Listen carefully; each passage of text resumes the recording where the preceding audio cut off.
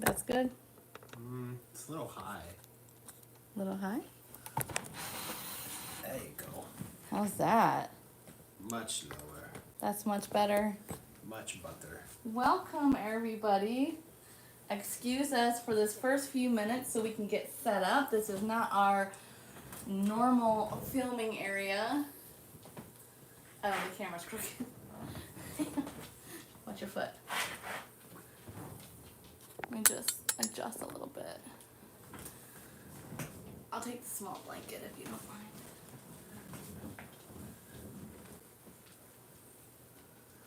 As we get everything adjusted, I take it back. I will take the big blanket. Okay. You can have this one back. Oh, Jesus. I need more cushion here. So I can get my tablet going. We have drinks going. We did already eat dinner. Stay down. We had Mexican food. Yeah, I like it. What did you have, DC? Arroz con pollo. Which is like a Spanish rice with queso cheese and chicken. It's really good. I like it a lot. Yeah? They give you a couple tortillas. This isn't turning on. You charge it? It was 100% charged. I just brought it from the other room. Oh. It was just on, so I don't know why it's taking so long to turn on, but I wanted to kind of go over. No, it's saying it's almost dead. What the fuck? Well, here. Well, hey, my charger's right there if you want to grab it. But I have the itinerary and everything. On Oh. Okay. It's right there on the table if you want to grab it for me. Okay. I don't know Oh, if it will reach Jesus. the charger though. Welcome to the hot mess stream. That's okay. The beginning of every stream is a hot mess. That's crazy that it's dead because it was 100% literally 10 minutes ago. That battery might be kaput. Oh, I guess you need that. I need this. Will that reach? Negative Ghost Rider. Poop. Do you want to switch devices and you plug in over there? Well, you'll still need the itinerary, right? Yeah, but you'll have it. Okay. That works. I don't know what else to do. I don't have a plug-in over here, so I mainly just need to see the chat and stuff. Gotcha. So I'll go over the itinerary really quick with you guys. We will be talking about how the hell do you do this? We have a few things on this live stream. We wanted to talk about the gathering and Camp Zool and Tom Wood's float. Zool's going on tour soon. We wanted to discuss that. We also wanted to briefly talk on home renovations, finances, and why our dog is now officially banned from free range in the house. But first, grab a drink, grab dinner, and come join us for this live stream. DC, do we want to share what we're drinking tonight? I have no clue what I'm drinking. Okay, well mine is Looks like Sprite. Faygo Cola with chocolate drizzle and black cherry vodka in it. DC has, the rim of his cup is in cake icing with sprinkles. Inside his drink is Sprite with cotton candy vodka and gummy bears at the very end. So when your drink's all done, you can eat your gummy bears. Interesting. Interesting. Well, bummer. That's still not turned on. That's crazy. It was just on like a few minutes ago. That's really crazy. Like it turned on, but it's like. Doing a thing. Okay, well, Doing its if thing. you don't mind me using this, then. Oh, you're fine. Okay. That's been awesome for videos. Yeah, it really is. I guess while we're waiting for people to join, should we start with the most boring topic and get it out of the way? And then as people are pulling in, we can talk about the more fun stuff. Sure. Taxes? I was thinking home renovation. We do have a different setup, as you can see. We are still on like a green couch, but our home is under construction right now, and we I thought about filming in our office, but that's just not what Megz and DC Dinner with Megz and DC is. Right. I always wanted this to be more of like a chill vibe, like family just hanging out in the living room visiting. That's the vibe I want. I don't want it to feel like structured in an office. Professional. Yeah, it's the opposite of professional. It is Clearly, literally. if you saw the beginning of this. I kind of wanted Dinner with Megz and DC to be. We entertain quite a bit, and one of the things, we have dinner and then we like move into the living room and we just like sit and visit, right? That's the vibe I want it to be. Is just sitting and visiting with Megz and DC. Well, I sit here and lick my glass all evening. Is it good? The drink is good. The icing and the sprinkles, not so much. I'm not a huge sprinkles fan, though. I tried. Good, though. I appreciate it. It's kind of like food porn at this point. 'Cause I am like licking You this seem thing. like you're enjoying it. You really only need to lick a clear spot for you to drink out of, and you're going for the whole thing. So it must not be that bad. I'm just trying to keep it from getting on me. That's what she said. So our home renovations, we are completely redoing the room that we're in currently Yep. and the dining room. So we're going to get the boring stuff out of the way as we wait for more people to pull in, and then we'll get into the hot topics. Oh, Michelle's here. Hi, Michelle. We had a few complications in the beginning of the live stream. Yeah, it happens. What'd you say on to? Where do I need to click for this itinerary? Is it ITE 10? It didn't save the itinerary. I'm guessing not. Bummer. Okay, well, you can just go to like the internet browser there if you want to watch her comments. It might be easiest for me to just do that on my phone. Okay. So moving on, we're going to talk about home renovations and get the boring stuff out of the way while we're waiting for more people to pull in. And then we can get into the hot topics, which will be the gathering, Tom Woods float, Camp Zool, Lights Out, number 7, and Zool going on tour. We wanted to touch on just a few other things. And the absolute horror that our dog did yesterday that now has her banned from free range in the house. Yeah. Probably hear clickety clicking around the living room. Not much carpet left, is there? There is no carpet left. I mean, in the house. There's not much carpet left. So the room we're in right now, we're completely renovating. It started with just going to remove the carpet. It is nasty, you guys. It is so nasty that when we were like applying for fostering, they told me that like it wouldn't pass inspection. Like it was that bad. It was like powder stuff was coming up through, and like if you have little kids like on the ground playing and stuff, it's not good for their respiratory. It's not good for dogs either. So we knew we wanted to get this carpet gone years ago when we were originally told, no, the carpet's not going to be a deal breaker for fostering, but like it's got to go. Right. I mean, it was the original carpet when they built the place in '67. Yeah, this is original carpet in here from '60s, and it's bad. It stinks when we would lay on the ground together, like just like laying on the ground, like for whatever reason, playing with our nephews or whatever. Like the carpet smelled. And there was one time where you popped my back and I was laying flat on the ground and my face was like in the carpet, and we had just vacuumed and it stunk so bad. Right. It was really bad. So it had to go. It's been a long time coming, but we knew it would be costly. Right. Recently, my dad had a $200 off coupon for Home Depot, so it was kind of like now or never. Yeah. That was the time. Yeah. When you got a coupon. So it started with we were just going to replace the flooring. And then I got this wild hair up my butt where I was like, hey, if we're replacing the flooring, like now's the time to paint. Yeah. If you're going to paint, now's the time, right? And I didn't like the paint that was in here because it was that dry, powdery paint. Oh, you know what? You can actually see the wall in there. So, yeah. If you guys watched, I think, the first 2 episodes? Like, the first 2 times we did a Dinner with Megz and DC was in here. And I think we did one down in the parlor. Yeah, we did. And now we're back up here. So, yeah. Familiar, but yet different. Because one... It was like an off-white, but it was that dry paint. So if a little kid put their hand on the wall, which our nephews have done this a few times, the little fingerprints, and you try to like wipe it off, it just smears. And over there, do you remember we had some scuff marks from furniture, and you just could not get it off the wall. So I did a semi-gloss. This is the same color that's in a lot of the rest of the house. So it's super neutral. It's just gray with a hint of blue in it. So it's a little bit softer.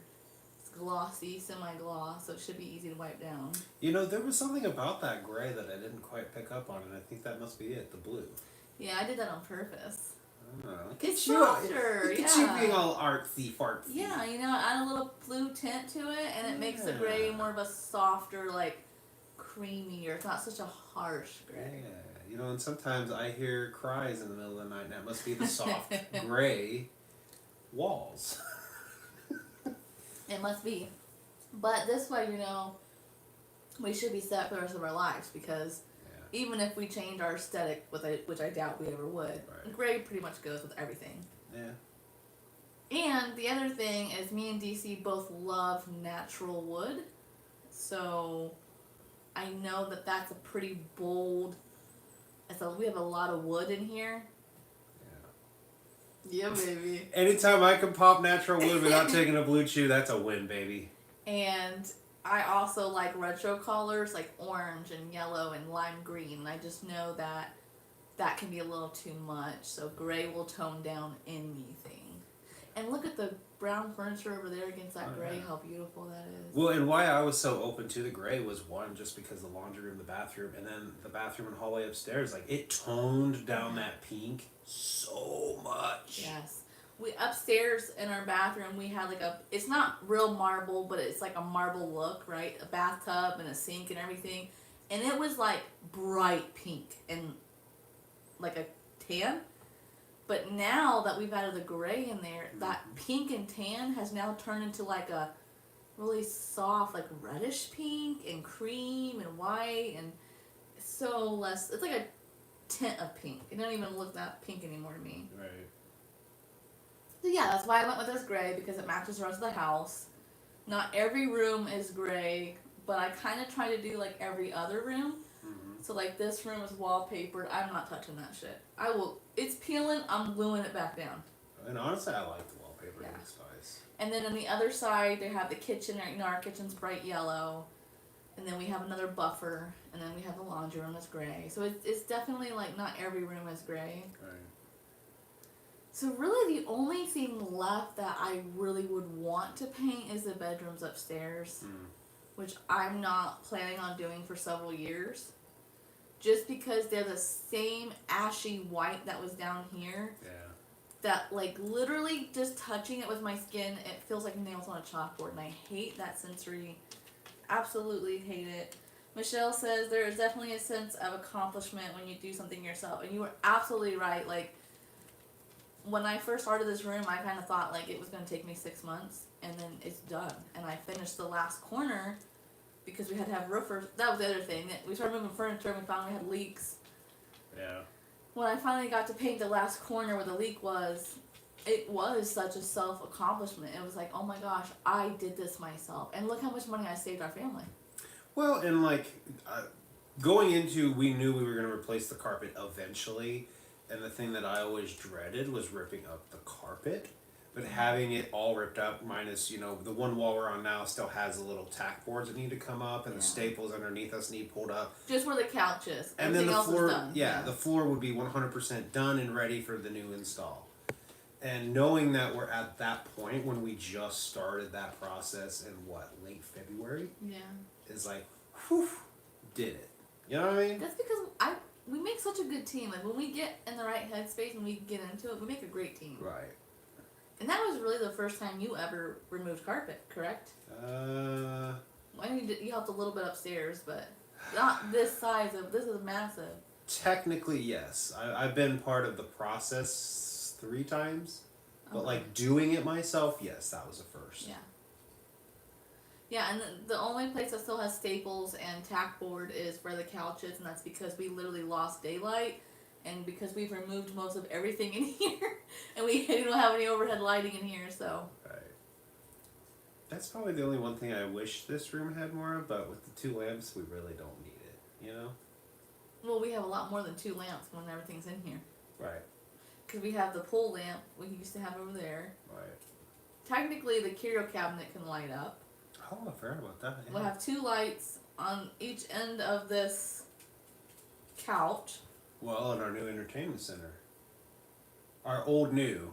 Yeah, we just keep adding on projects we don't have time for. Well, Well, when the leak happened, I called 5 roofers to come out for an estimate, and the absolute shit show that was, I highly recommend everybody get a minimum of 5 estimates. The first guy was great. Second guy, I'm just gonna go by their faces, okay? So I remember this guy, and he was super nice, but he would like try to save us too much money. mm-hmm. He was like, he didn't mention that we needed a cricket or anything for our chimney. The flashing, he didn't mention that. He's like, I don't think you need one. And then, yeah, we needed a cricket for our chimney to get the water away from, because our chimney's so big that water pools behind it. And right now there's like a piece of metal welded onto it.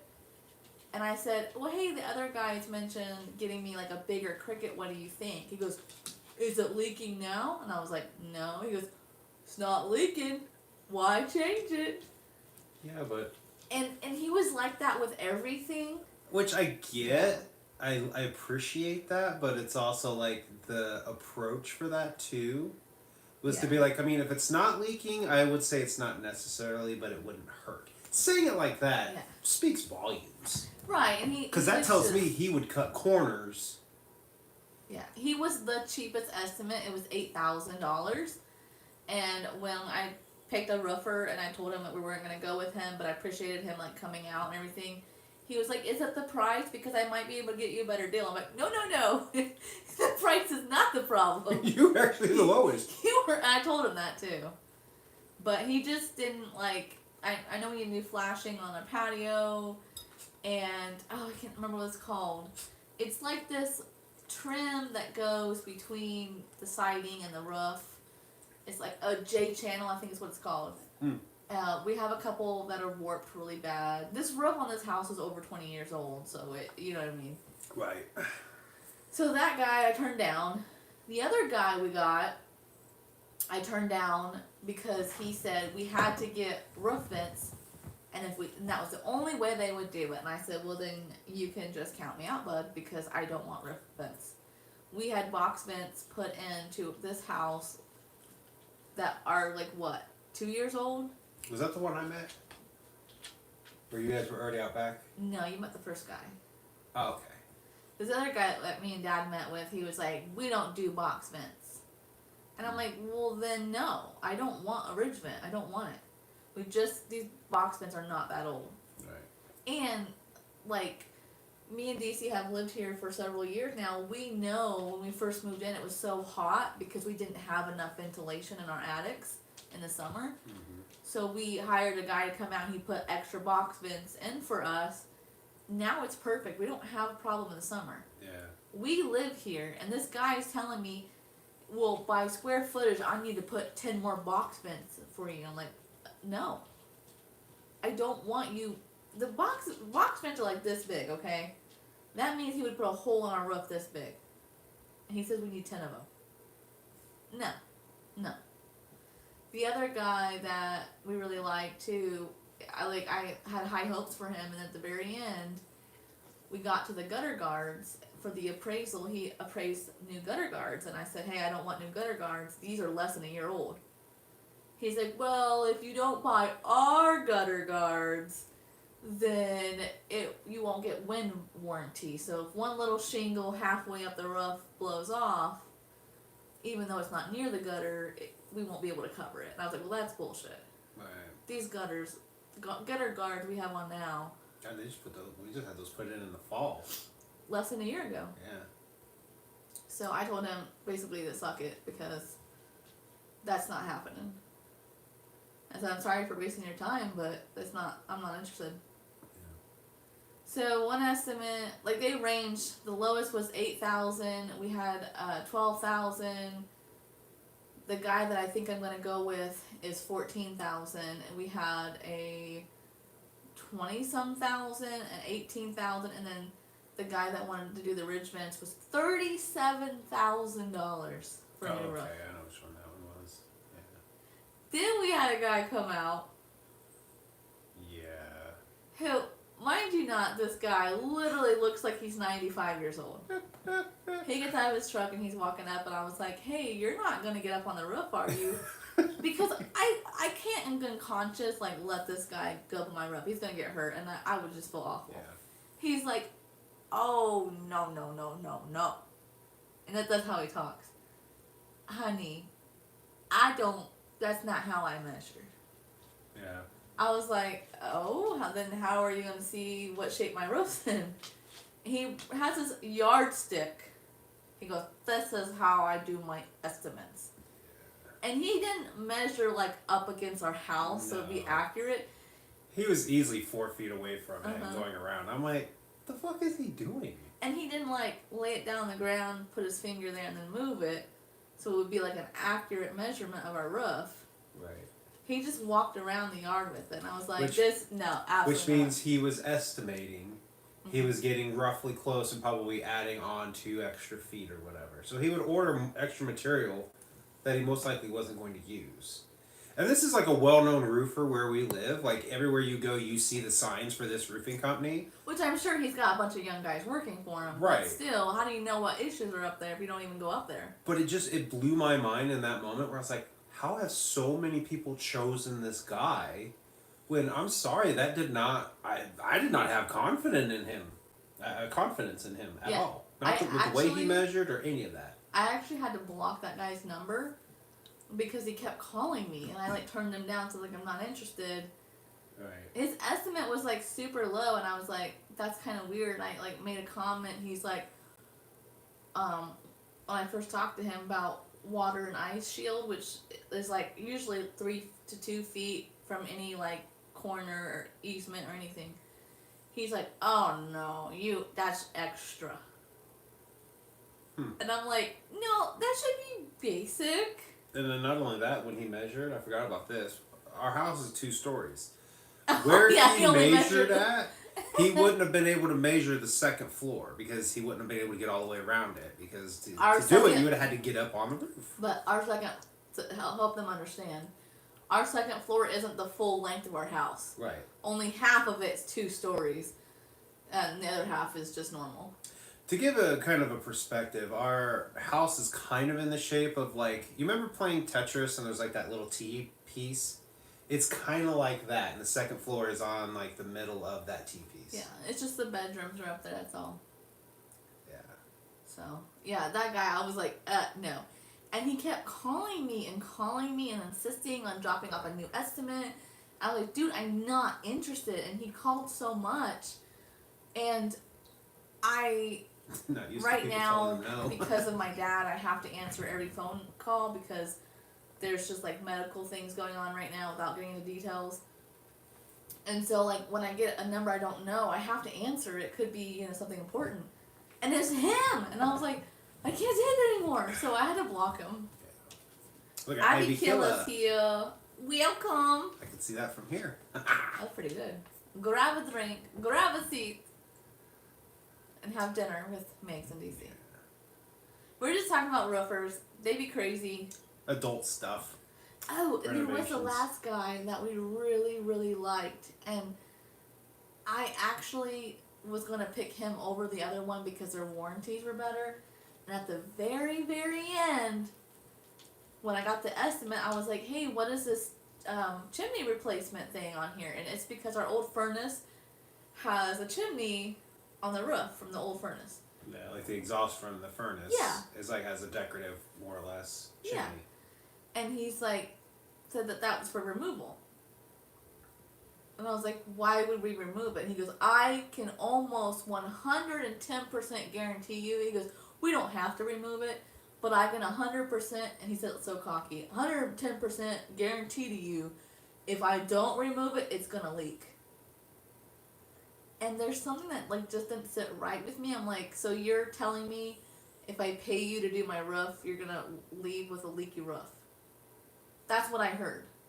You're saying if I pay you to do this job, you're guaranteeing me 110% when you leave, I'm gonna have a leak. That doesn't sit well with me. Right. So when I was going between the two guys, I called the first guy back and I was like, hey, I've had other guys out here estimating and I wanted to run something by you. I was like, I had a roofer tell me that it was gonna leak if we didn't fix it. What do you think? And he said, no, that was probably a sales pitch, and that we could do either one, whatever I wanted. I said, okay, but what would you recommend personally? He goes, if it were my house, I would probably just cut the top off, because that's where it leaks at, and I'll put a new cover on for you. You do not have to get rid of the whole chimney. He goes, that's just me, but I can do whatever you want. I'll make sure it's sealed. So I was like, okay, I appreciate the truthfulness, you know what I mean? So the one you guys went with, did I meet him? Yeah, as the first guy. Gotcha. Well, he sent me over an estimate and a contract, and there was a couple. So you have to read every fine print. There was a couple issues in there, so I reached back out to him, and he just fixed it, and I okayed this estimate. So now he's gonna drop a new contract, but I haven't signed it yet. Gotcha. So Ivy Killer says that he is heating up some pizza as we speak, and that sounds so good. We were talking about getting pizza. Oh, I know. We were trying to decide what to get to eat. And you said something about pizza, and I thought for a second, man, it's been a long time since I've had Papa John's, and I love Papa John's pizza. Easily the best pizza. We were talking about how Domino's used to have these things called pasta bowls, and they were a bowl made out of pizza crust. And yes, it is just as amazing as that sounds. It's a bowl with pizza crust, and then the inside was like, you could choose if you wanted. It was like macaroni and cheese, but you would choose what sauce you wanted. So you could choose like marinara or Alfredo, whatever you wanted. Right. It was amazing. It was really good. Very greasy. Yes. I always felt like... It was 2 meals for sure. Yeah. I always left that feeling like, whew. But we used to order it where we used to work. Me and DC used to share an office when we had our big girl and big boy jobs. We used to share... Hey, I still have a big boy job. No, but that was like corporate. That was like... We were billing for the government. We were like, these are big girl job. You know what I mean? We're doing like funding and paperwork and grants and I don't know. I make more money now than I did there, though. I know, but that's just a saying. I got what you're saying. Like, you felt... We've never had that much responsibility at a job in our entire life, right? Because you have an office, and like you said, the billing process and all that. We were very hands-on with that process. Look, I was making them $55,000 a year. That was my big girl job. Yeah. Or no, $55,000 every 3 months, every quarter. That's how much I was making them. I thought that was the whole department, right? So That- me, you, and our That boss. was. I'm not gonna argue. I can't I'm just remember. trying to explain to you that to me is like my big girl job. I've never had that much responsibility for billing for government. Like, you can't fuck that shit up or they're gonna come after you. I was responsible for other individuals. I was training people. I would cover for my boss when she was out. Like, we had company cars and I had to be responsible for that company car. Like, that was so much, like, for me. Yeah. Anyways, yeah.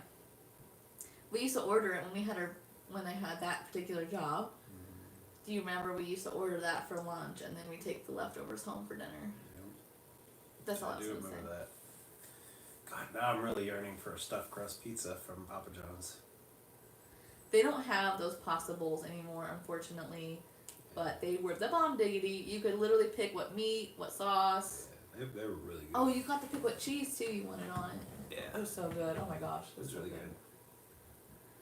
So yeah, that pretty much wraps up the construction part.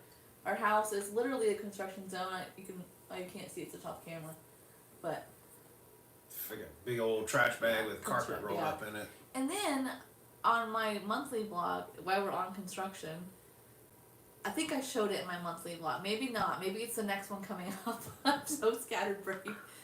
My aunt was getting rid of this massive, she says 5-piece. It's way more than 5 pieces. Entertainment center.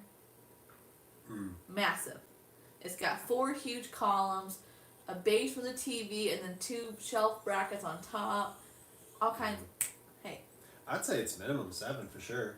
Yeah. 2 side, 2 piece, Massive 2 entertainment shelves, and then a center. TV stand. Solid oak. Yeah, she was heavy. And they couldn't find anyone to buy it, so her husband, my uncle, was just gonna like use it for firewood. And I was like, we will take it. They painted it. I don't know why. Baby boomers paint everything. I don't get it. Baby boomers, why do you paint natural wood? I don't understand it. But they painted it this poopy brown.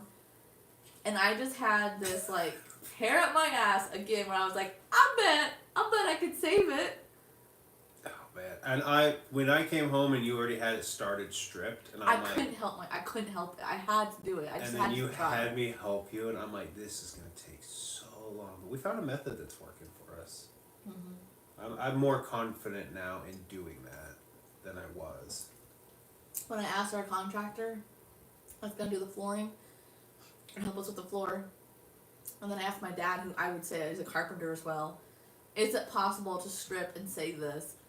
And they both said no. That made me want to try it even more.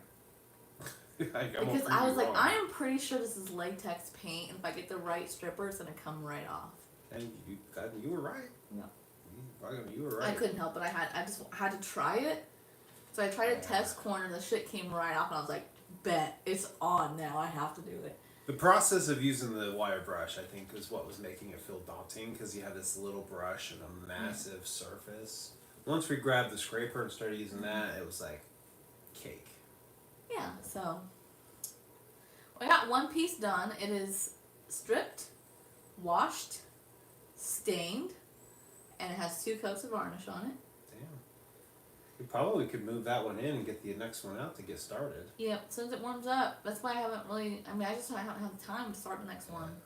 And because this room is not done, everything that was in this room, like mostly everything I should say, is all piled down in the other part of our house where the TV stand is, and there's just no room to work. There's just no room. So Yeah, because shit, ultimately, if we could get the parlor, well, I mean, I guess we can't really empty the parlor until the entertainment center gets set up.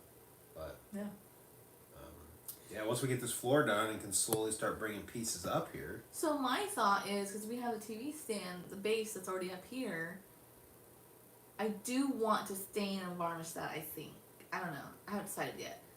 But we can just use that for the TV. Yeah. And then my thought process was, once the floors are done up here and things mellow out a little bit more with our crazy hectic schedule, that can be a summer project. Yeah.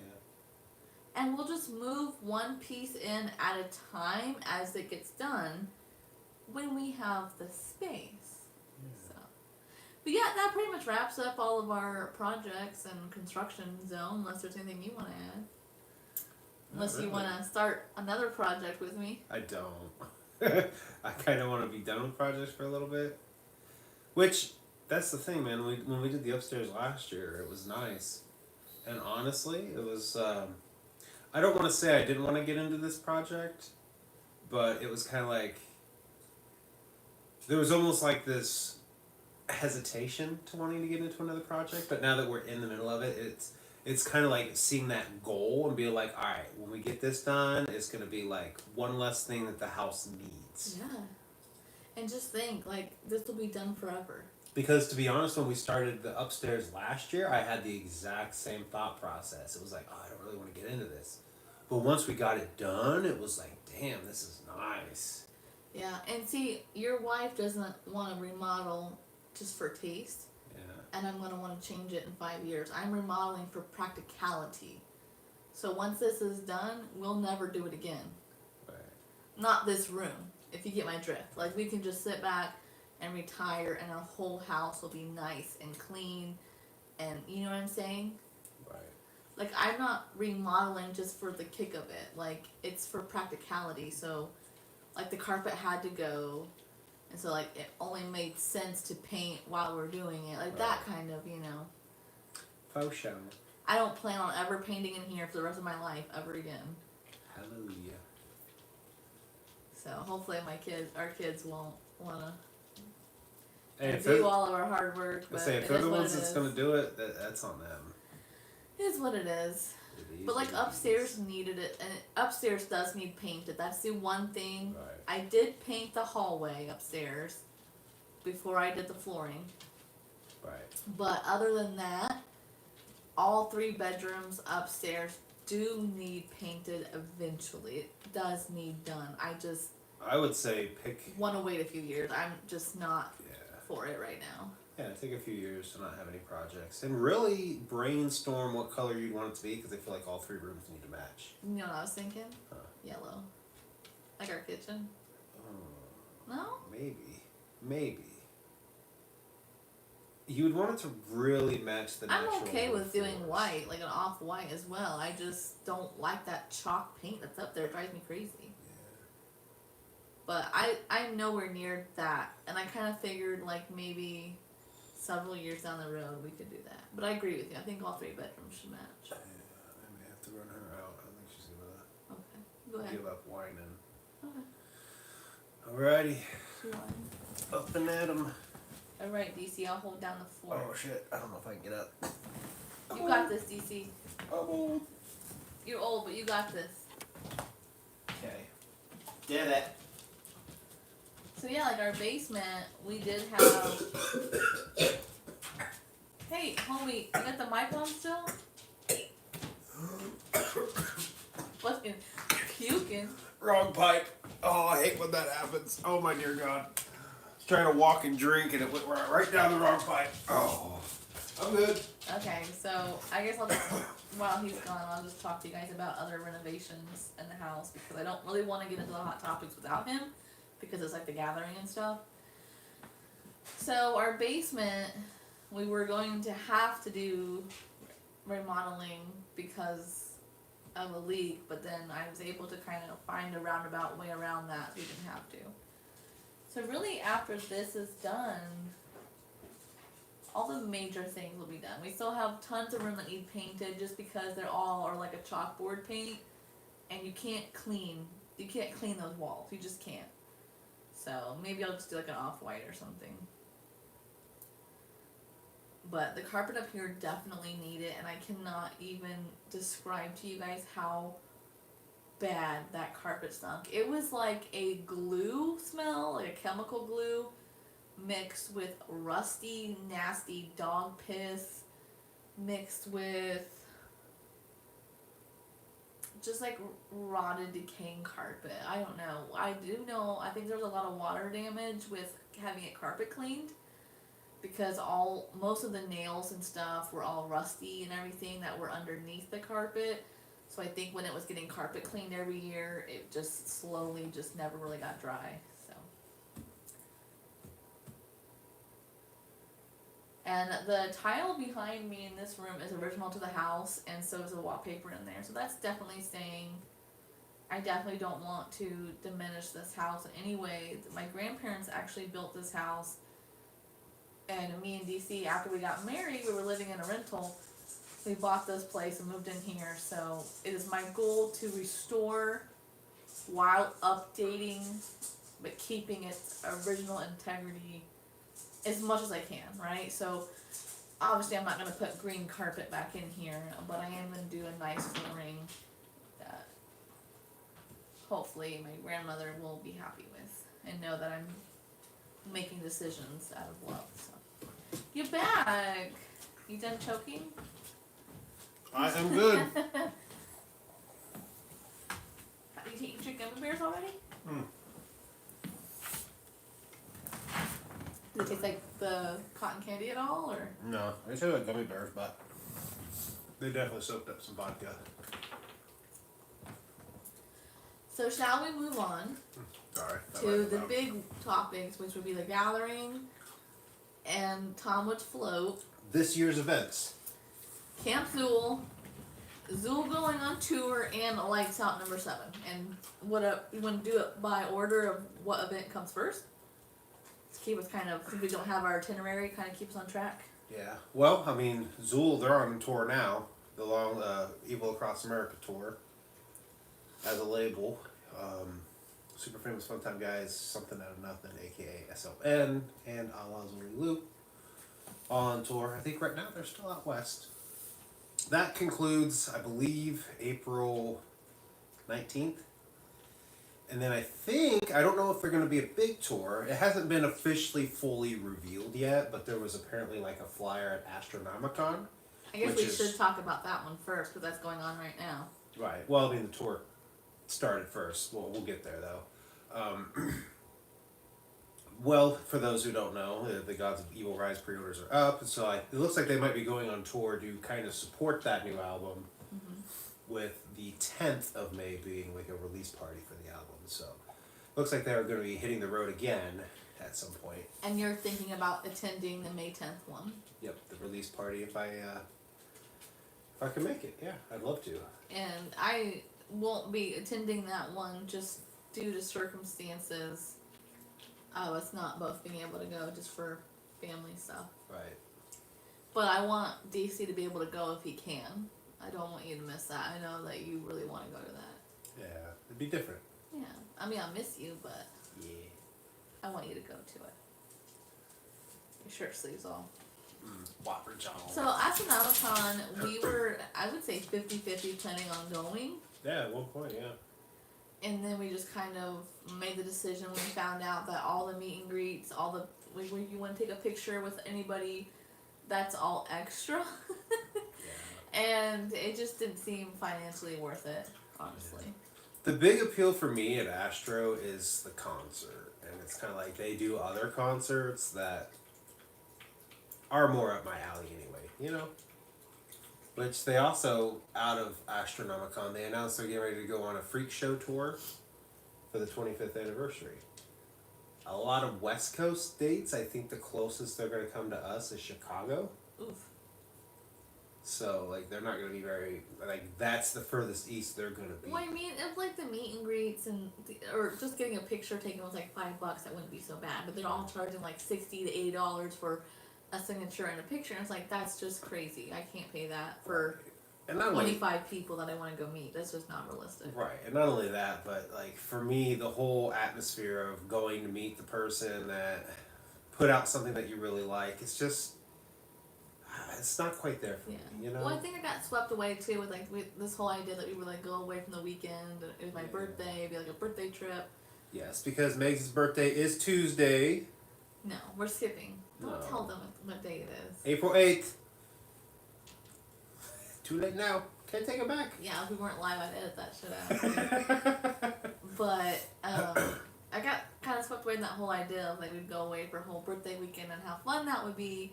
But then the reality of finances kind of set in. I'm like, that just doesn't make sense to do that. It doesn't. Not when there's other events that are more appealing that they would have. So then we were like, okay, so what would be next? We were kind of torn between the Gathering and Tom Wood's Float. Yep. Because we knew we would only be able to financially do one or the other. Mm-hmm. And so we're kind of waiting for Tom Wood's Float lineup. We major time messed that up because 2 years ago when Shaggy was there, that was such a great lineup. Right. We kind of messed up not going that year. Yeah, we went to the Gathering that year. I'm definitely like 100%. I don't want to go to this year's Gathering. Yeah. Like I've already made that decision because the last year that we went to the Gathering, I'm trying to think how to say this. It was beyond fun. Like, I had the time of my life. Don't get me wrong. Loved every minute of it. But there was a lot of things that I didn't love about this last year's Gathering that I went to. And just the drug scene. And it just seems like every year we go, there's a lot of more people. And you can tell just by looking at them. I know you shouldn't judge people, but you can just kind of tell they're not juggalos. They're there interviewing people, antagonizing people. Like, there's this, what do you call that, where they're, like, in the middle of the road, like, trying to catch people, interview them and stuff. It's like, it was too much. And then every year, that gets worse, the drugs get worse. The last year that we went, we seen someone OD and die, like, literally a few feet from us, and that just really was like, oh my god, every year it's just it's getting worse and worse and worse. And I've made my decision not to go this year because it's going to be the big 25th anniversary. And so it's already you can't find parking. Right. Like, you already can't find parking at the gathering. And on top of that, it's going to be the big, huge 25th anniversary, which they're making it a huge deal. You know the lineup's going to be amazing, I'm sure. My fear is that not only will it be every juggalo that's always there every year, it's going to be a bunch of new people, right? Because people who've never been to the gathering are going to say, oh man, if I'm going to go, I got to go this year. ICP's going to retire soon.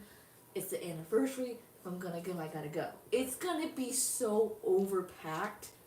You think the porta potties and the overcrowdedness is bad now?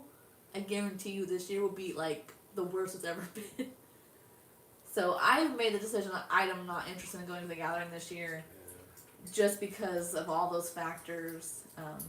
I've been to so many too. It's like I did my time, and I loved every gathering that we've ever been to. We'll never top the first one, but right. And for me too, because I mean, like, in retrospect, I think back to the other gatherings we went to, and a lot of the shenanigans that we've encountered, like especially this last one, yeah, they were there before, but I think, but not this bad. They were never this bad as it was this last year that we went. For one, it does feel worse, but for two, it's like as I get older, it's like my tolerance for stupidity is going down. So like the stupidity that we once would have encountered, we were like, whatever, they're just having fun. It's like, dude, what the fuck, man? You could hurt somebody. They were you know what I mean? Like, we're getting old. They were shooting mortars at each other, like. Yeah.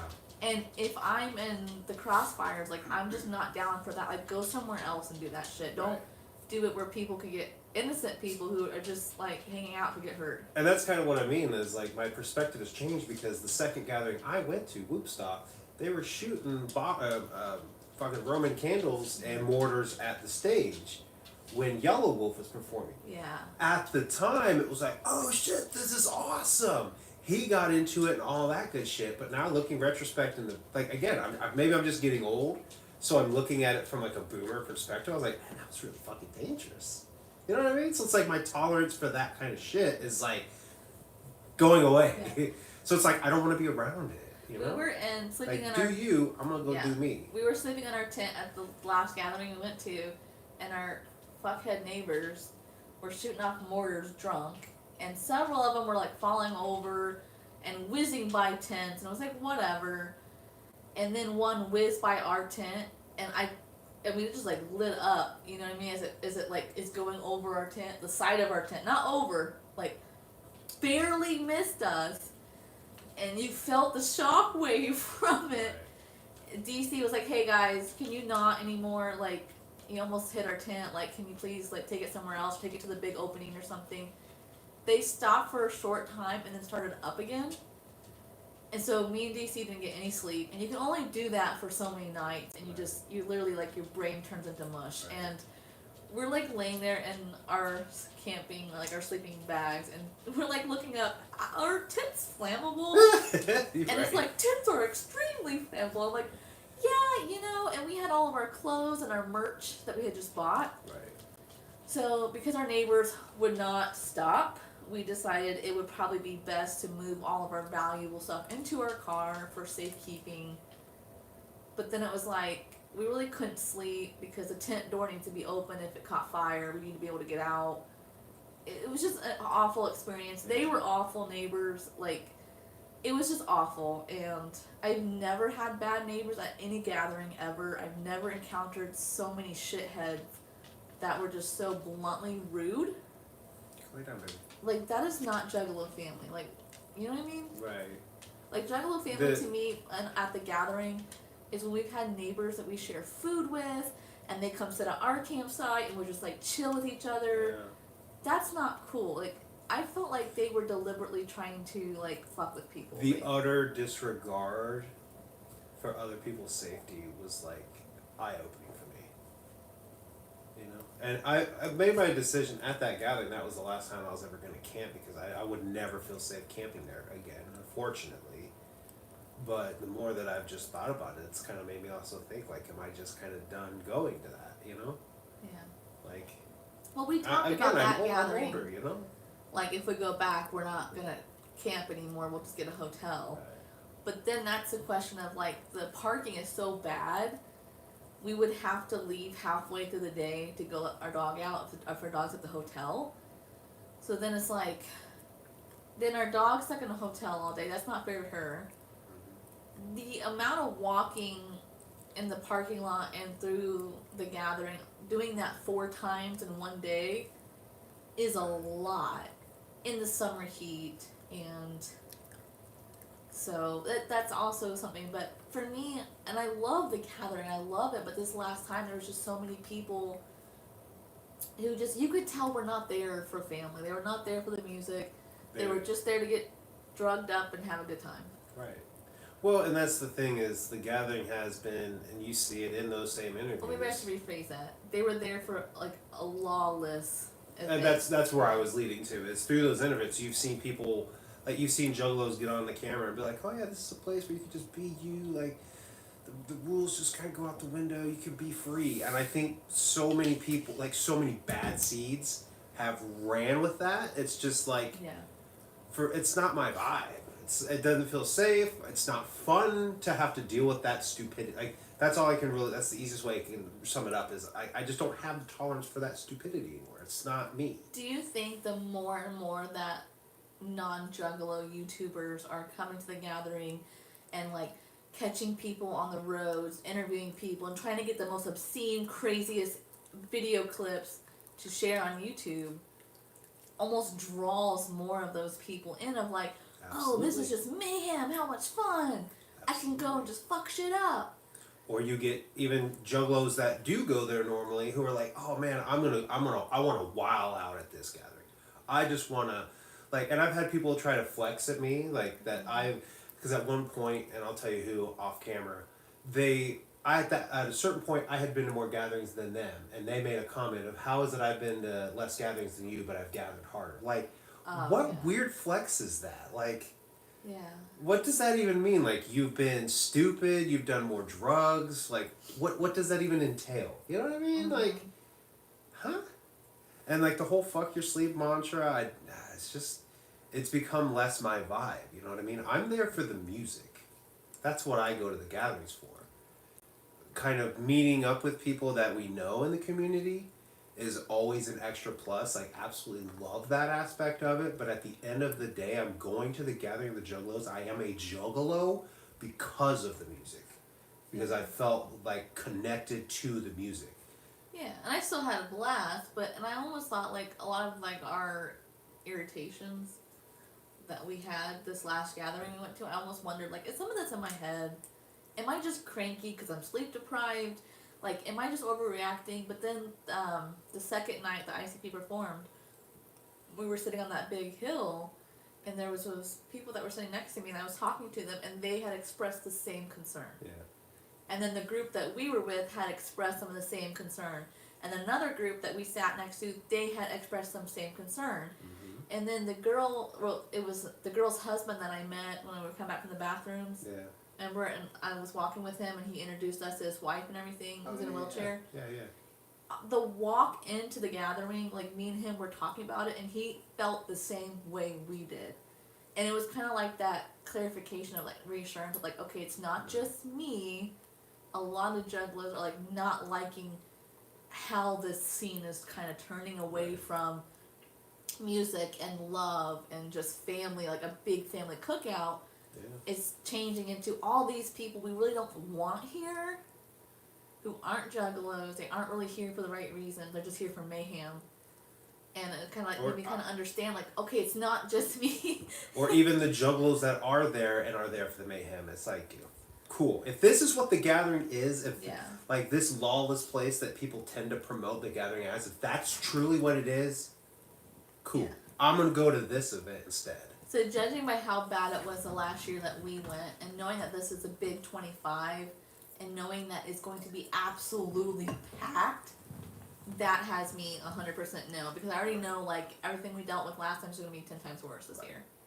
So financially, it's going to be either we go to the gathering, either we go to Tom Woods Float, or we go to Camp Zool. I've been to so many gatherings. I've never been to Tom Woods Float. Yeah. So for me, I'm 100% no on the gathering. I'm pretty much am too. I think in one of the most recent What's Happening Now, I had said I was like 90%, and somebody had asked me what it would take to get to that 100.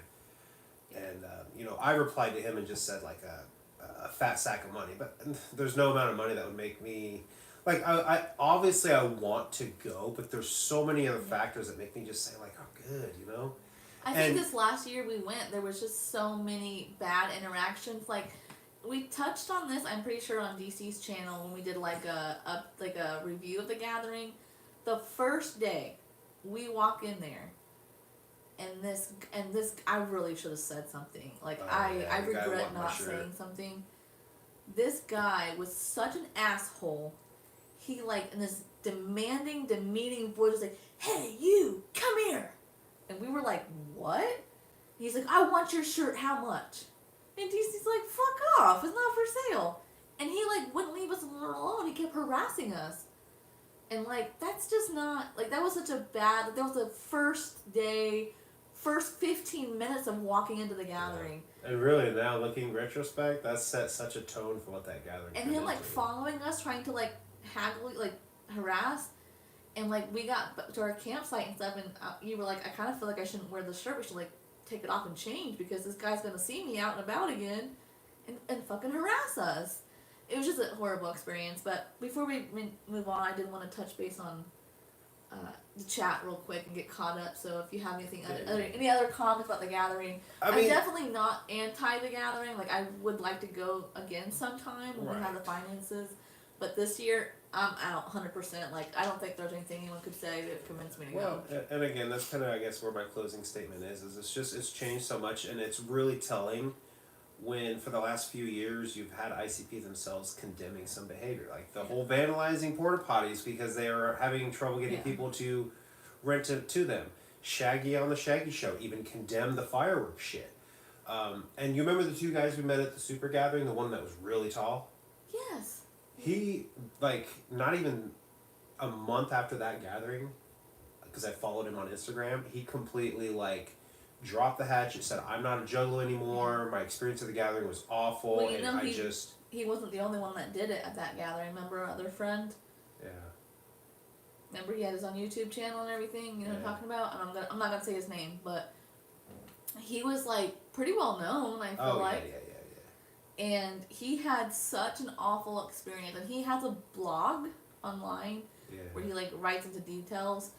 But he was basically bullied and harassed and, like, targeted at that gathering for no reason, like, that I understand of.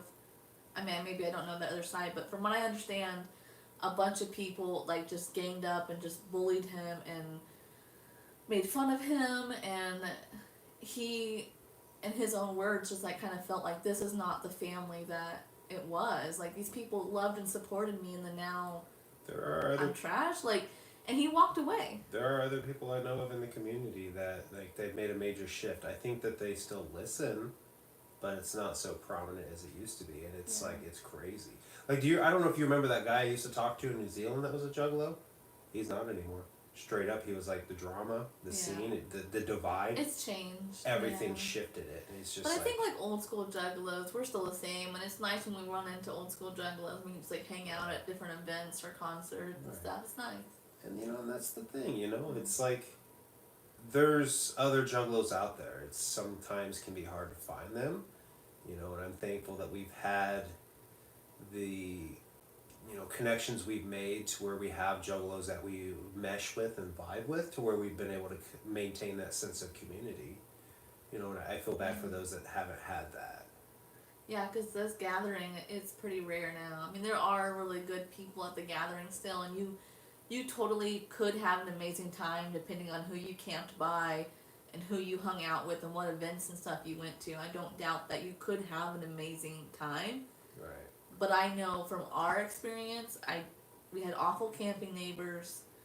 We were waiting in line into the Ecoside tournament, and we watched someone OD'd. Yeah.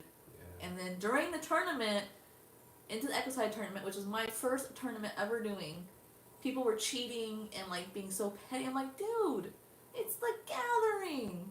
Like, I'm just here to have fun, man. Right. They were fighting and cheating, and it was just like, tapped out. Like, I made it like 4 rounds or whatever, and then when I lost, I wasn't even like upset. I was like, I just wanted to get out of there, honestly. I was like, this is just so messed up. Alright, we want to catch up on the show? Yes. I've seen him pop up on there, so. So Ivy Killer said that he's also trying to keep his family house. He moved back in when his father passed away. And then Quagsire? Sorry for your loss. Yeah, sorry for your loss. I'm so glad that you have the opportunity, though, to move back into that place. You know what I mean? To keep it in the family. That's kind of rare. Yeah. So that's the kind of situation that we got into. My grandma passed away, and my dad moved into her house, and then he was going to be moving out, and so we got lucky to be able to, like, come in here. So I am sorry that your father passed away. That's kind of sad circumstances, but I'm glad that you were able to get his house, and, like, now you can fix it up, because a lot of times siblings will fight over property and stuff, and it can get really ugly sometimes. Right. So Collectibles said, how are you guys been? Jungle Collectibles? Questshire Collectibles? Oh shit, is that 482 graphics? That he's not going to the gathering, or not going to the gathering ain't that bad. He's never been. John Miller says, what's up, fools? Michelle said that 2019 was the last gathering that she went to, and she is done sleeping in a tent. Girl, I do not blame you. Man, the 2019 gathering, fuck that hill. Oh my dear God. I don't know how I climbed up it every morning to go get breakfast from one of the food trucks, but they had some really good breakfast. I had a twice a day rule. I would only do that hill twice a day, and that was it. Right. So it's like, either you're going by yourself, I ain't going, because I picked my events accordingly. Yeah, we missed out on some because of that. Well, I'm sorry. Well, no, not. I'm not saying because of your rule. I'm saying because of the hill. We like did not want to go up that hill. I know. And I'm not To have to running come around back down like for a couple hours and then go back up for the next set of shows we want to But see. that hill, when we came down at one night, like, well, it was in the morning at that point, it was super late, we found that $20 bill. Oh yeah. And I went to the merch tent the next day and I bought, like, some CDs and I did a giveaway when we got back home, so that was cool. That. Collectibles also says that he also totally understands, like, us feeling like the family thing is just switching or changing. Kirk asks, were you surprised that you liked the new Twisted Rock album? A little bit. I kind of went into it very open-minded. Within the last year, I really came around to Unlikely Prescription, and that helped. I did not expect to like it way more than Unlikely Prescription. It's really good, though. I really like it. I'm very boldly, I've been saying it's probably in my top 10 favorite Twisted albums. Oh, I would agree with that. And a lot of it is just the theme of the album, the way it was put together. It just, like, I have all these things I wish they would have done more with it, but I also understand them doing that type of music in the first place is a gamble. So I could see them not wanting to put a bunch of money into it, but then they're dropping all these variants of it. Like, they've probably got 10 versions of that album on vinyl now. Through the different ways that they released it. It's like, dude, you guys, like... And at the end of the day, if they would have pressed it up in a jewel case, that would have been, you know, way better to me. Mm-hmm. So, but yeah, I was surprised at how much I liked it, but I wasn't surprised that I did like it. I wasn't surprised how much I liked it. I was almost surprised, like, how good it was. I was like, damn, they did a good job on this album, this rock album. It Because feels... sometimes their rock albums, like, sometimes they don't really give me rock vibes sometimes, Yeah. but this one I was really happy with. It felt very cohesive, whereas Unlikely Prescription did not. Mm-hmm. Ghostbusters fan said, hello, DCFAYGOGUY and Megz. Hello, how are you? And Solid Psycho, said that he loves us. Love you. Hey, don't be telling other men you love them. No homo. Brooklyn Menace is in the house. Oh shit. And not to put him on blast, but he's somebody who, you know, he used to make a lot of Juggle content, and he's kind of, he does VR now. He does like VR and arcade stuff, and it's, you know, it's cool that he's switched to something that makes him very happy. I mean, because there is a lot of drama. Sega drama for your llama. So, Solid Psycho also said, he has a good point. He was talking about how it's dope being able to watch this, and then afterwards he can go watch Deck Wendell when they go live. Oh yeah. So if you don't have plans tonight, Deck Wendell usually goes live every Sunday evening. 6:30 Eastern, I think, but 7:30. sometime between 6:30 and 7. They're always late. They run on i.c.p. time, so. He also says that sadly this year, Solid Psycho may have to skip the gathering as well. But he may be at Camp Zool. Yeah. We're not sure. Collectibles yet. said last time he went to the gathering was 2003, and that was the shit. Oh, that was Crystal Forest. That was the first outdoor one, and that was the one at Nelson Ledges that everyone talks about being like so magical. That's the one that they were supposed to return to in 2020. Yeah. COVID fucked it up. Okay, so if they went to Nelson Ledges at a gathering, I would probably highly consider going to that one. And Brooklyn Menace said that the hill was good exercise, and it was. And this is oddly the issue. My issue was not going up the hill. My issue was going down the hill. Yeah. Because my ankle was like so far bent that I felt like I was like doing this, and I get very like. Do you know when someone's like hovering over you at work or like when you're trying to cook and you're like, get off my back? Yeah.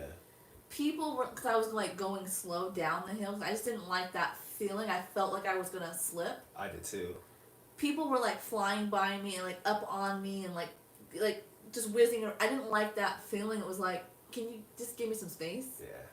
And it's so dark that you can't see anything, right? And there's gravel, and I'm a little bit paranoid about like snapping an ankle, so I was just taking my time going down the hill, and I hated that feeling. I just hated it. I don't know why. I remember that one time we were going up. I mean, it was great exercise, yes, but like I would get maybe an eighth of the way up, and my calves would be like, "What the fuck are you doing?" But I remember going up it, and we were with that one girl, and she had trouble going up it. And DJ Carlito stopped and offered us a ride. You and her got on, and I went to step on the ride, and it made the whole fucking golf cart tip because of the hill. So I stepped off. And I got off because you did. I said, just take her because she's the one that needed it. Yeah. Her husband abandoned her on that hill because she couldn't do it. I don't even know if it was halfway or what, but I just know she was like off to the side, and she just looked like visibly upset. You know when you just like can feel someone's energy, and we're just like, hey, are you okay? Like you could just tell something was wrong, and she had just said that like she was taking too long to go up the hill, and her husband left her. Like he just went off without her, and she's so shitty. There by herself. I think it might have been her first gathering, and it just pissed me off beyond. Yeah. So like me and DC like made it our mission. We're like, we'll get you up this hill. Right. We will get you up this hill. I'm not leaving you until you get up this hill. So, Solid Psycho want to know and just please do a brief opinion. Okay. Because Deck Wendell's going to go live soon. I really don't want to. Overlap. Yeah. Your opinion on The Bastard Son. And are you excited for the new Zool album? Absolutely excited for the new Zool album. Bastard Son, and I actually talked about this in the Deck Wendell Discord. It's a good album, don't get me wrong, but I've only listened to it like maybe 3 times, and I think the issue I'm having with it is one of those definitely you need to pay attention to things that's going on in the music. And here lately, I've just really been in the mood to just kind of jam out. Yeah. And Twisted's new album is part of it. Low Key's new EP is part of it. And honestly, just some of the stuff that's come out this year, 2025 has been a great year for music. There's so much to listen to right now that's new. The new Clockwork E album. That The Bastard Son felt like... keeping it short? Yes, The Bastard Son just really felt like it was something that needed a lot of attention, and I'm not able to give it that right now. So I've really only listened to it a handful of times. Well, I personally am very excited for the new Zool album because I know who helped produce it, and I know that it's an album that they took a lot of time working on. I strongly feel like it's going to be really good. It's been in limbo since 2021. 4 years in the fucking I got making. this feeling it's gonna be really good. And the producer she's talking about, all Mikey Clark. So this could give us an idea of what to expect for the 6th, which is going to be produced by Mikey Clark. Collectible said that he quit all social media, which is also something we've talked about doing. Not YouTube. We've talked about like getting rid of Instagram and Facebook and stuff. Yeah. And he's now working full time at a comic/retro game /Pokemon shop, which is amazing. We also love Pokemon. We are adults who play Pokemon Go. That explains the Quagsire. That was the first thing that I caught was the Quagsire, evolved form of Wooper. And Brooklyn said that he doesn't understand all the people who set up camp on that hill. And dude, I'm right there with you. Like, I don't know how they slept. every time I would walk by, I'm like, why the fuck would you camp here? Well, I mean, I guess you would do probably feet down the hill and your head would be up. I mean, I guess That's that would be not- almost That's reclined. not good for your legs. Yeah, that's true. Like, how did they keep themselves from, like, not sliding to the bottom of their tent and ripping through it? Yeah, that shit was nuts. Probably laid the other way. But still, like, I can't imagine, like, being half, like, drunk or, like, half asleep and trying to change in that tent. Right. Oh, God. So, the gatherings definitely were both 100% not happening this year. Not happening this year. We were wanting to plan on Tom Wood's float because we've never been, Right. but he still hasn't like given a lineup or anything. And then, without getting too personal, my dad is going through some pretty big Health issues. yes, and it's not good. And it's not going to get better. We've gotten second and third opinions. It is just like a ticking time bomb. I feel like the clock is ticking, and that's just the reality. Unfortunately, there really is no hope for anything to get better. So right now, our focus is mainly like just to be there for him and spend time together. So the thought of going to Tom Wood's float and being gone a whole week all the way in Arkansas really kind of scares me to be that far away, because we would be gone a minimum 7 days, right? We talked about leaving 2 days before Tom Wood's float, stopping somewhere halfway, getting a hotel, going and doing something fun, in that area. And then the next day continue on to Tom Wood's float, and on the way back it would be an extra day, extra 2 days on the way home.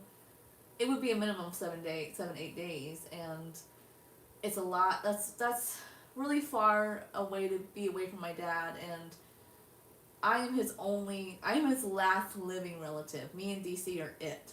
Like, we are it. He doesn't have He was an only child. sibling, he doesn't have nieces and nephews, he has us. Yep.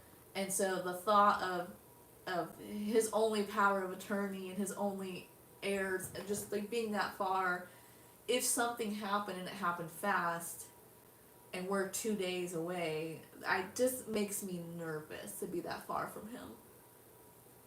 So we're leaning more towards Lights Out, It's closer. because that's in Michigan, and it would only be like 3 days, right? We would leave Friday. We've already like scouted it out. There's an aquarium up there and Legoland. So we'd go up Friday, check in at the hotel, go to the aquarium, go to Legoland, then spend the night. Saturday there's a Pontiac museum, a car museum, and an oddities, like a creepy, like they have like Halloween mask and just like movie props, oddities museum. And then that night, we would go to Lights Out 7, which is our number. It's our year, baby. We gotta go. Yeah. And we already know the venue that Lights Out's gonna be at, because we've been to that venue before. It's an amazing venue. It don't matter how short you are. They have a balcony. You can see the stage perfectly. It's an amazing venue. Good bathrooms, good seating, good bar. Love that venue. And then we would crash that night, and then Sunday, we would just head back. Yeah. And I talked to, I call him an uncle. He's not really my uncle. It's my dad's friend. They've been friends since high school, so. Yeah.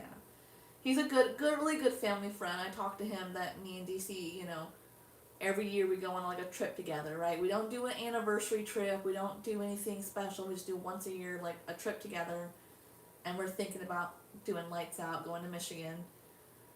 And he said he would come stay with my dad that whole weekend, and then that way we could go and just not worry. Because I know, not that my dad couldn't survive 2 days by himself, but I know I wouldn't be able to relax and have a good time, because the whole entire time I would be thinking about, is he okay? Did he fall? Did he get hurt? Right. Does he need a ride somewhere? Whereas if this family friend stays with my dad, I trust this guy that he would not let anything happen to my dad, and if anything did happen, he would be calling me right away. and we would only be like a few hours away versus like 2 days away. So if we had to drop everything and come back, we could. Right. And so for me, lights out is much more plausible right now. Right. Because I just don't want to be that far from my dad, honestly. You know, and so with that being said, they just today announced the dates for Camp Zool, and it's the next weekend after Lights Out, and with us already kind of have the wheels in motion for Lights Out, it's probably going to rule out us going to Camp Zool, because we're not, I mean, we won't be able to do both, and we've already, like, started getting stuff for Lights Out, you know, things we want to wear to that concert, so, you know, that's already in motion. It's not that I don't want to go to Camp Zool. I had fun last year. It's just, like you said, it's kind of like one or the other. Yeah. With PTO and also Dad. That's Right. the other issue. Being at Camp Zool is further than, you know. Here's the thing. Lights Out is not only going to have a light, it's going to have Zool. Yeah, Zool's going to be there. And to top it off, Kung Fu Vampire. Right. Kung Fu Vampire's gonna be there, Zool's gonna be there, Light's gonna be there, and you know Light will probably have a surprise guest. He does every year. Well, it could be Boondocks, it could be Buckshot. Like, Buckshot's on there. Buckshot's performing too. Right, but he could bring Boondocks and do like Hell's Kitchen or something. That's one. Buckshot, I feel like, would be the one to pull the surprises. So for sure, Yeah. it feels like there'll be something. Yeah, I feel like there will planned. be. You know, and with Kung Fu Vampire and Buckshot there, this may be one of the few times you get Double Dragon stuff being performed. Yes. So that's, and they've got a new album coming out. So that's the other thing that's got me kind of leaning towards Lights Out is that aspect of Double Dragon. Yeah, and so for me, like. You know, and with having Zool there, it's like we'll still get that piece of Camp Zool. Yes. And I don't know if they'll be in attendance, but I have this hunch that Fun Time, at least Whipstick. Dude, that would be the icing on the cake. I feel like Whipstick would make the trip up for that concert because he goes to shows all the time. Like he goes to Hollow-Wicked usually a lot. I think he's gone to Fright Fest a lot. Like he's a juggalo. He goes to fucking juggalo shows. So then he might go just for the other artists who are performing there. Yeah, and I mean if Zool's already going to be going up there, I And feel like he would know, just hitch a ride with them. Light always puts on a performance. Like it is not a concert for Light. It is like, what do you call that? Like, I don't want to say hobby. It's like a mission. Like his mission is to bring the highest amount of energy and make it a good show and make it good entertainment for you. Like he always goes above and beyond at his at Lights Out. Like we've been before and it was an amazing. Like you could tell like the energy he put into to make sure everyone's having a good time. Yeah.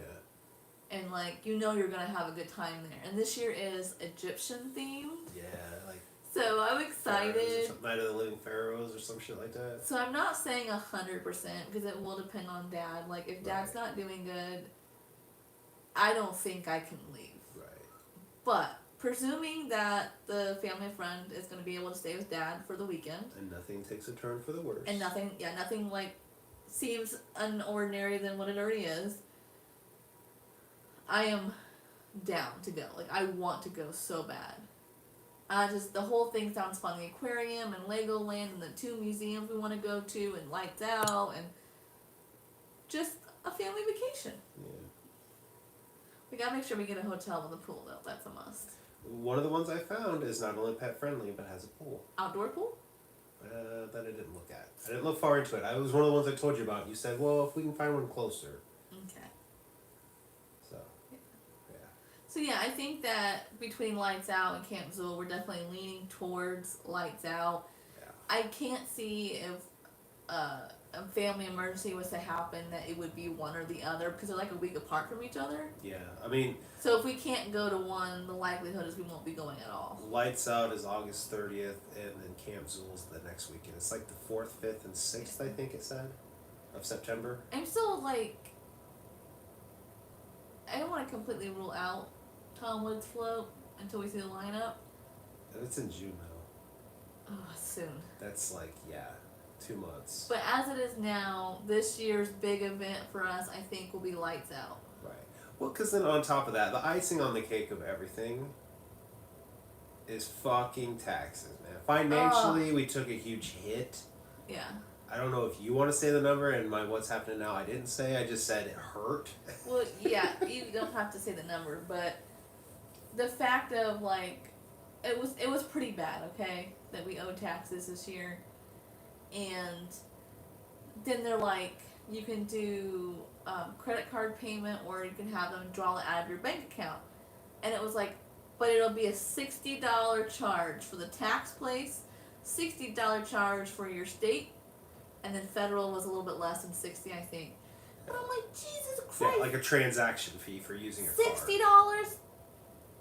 And so, like, you know, you were like, should we just do the automatic bank? I'm like, no, I don't want them to have access to our bank accounts. Like, I don't like that, because then we could get hit with overdraft fees if they accidentally charge us twice or something. Like, at least with a credit card, There's that buffer. yeah. Yeah.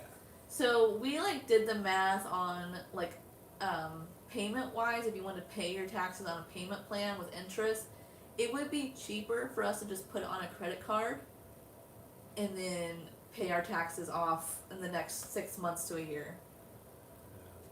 So, and the heartbreaking part, I think I speak for us both, is we did have some credit card debt, and we have been working super hard, as you guys know, probably from DC's channel.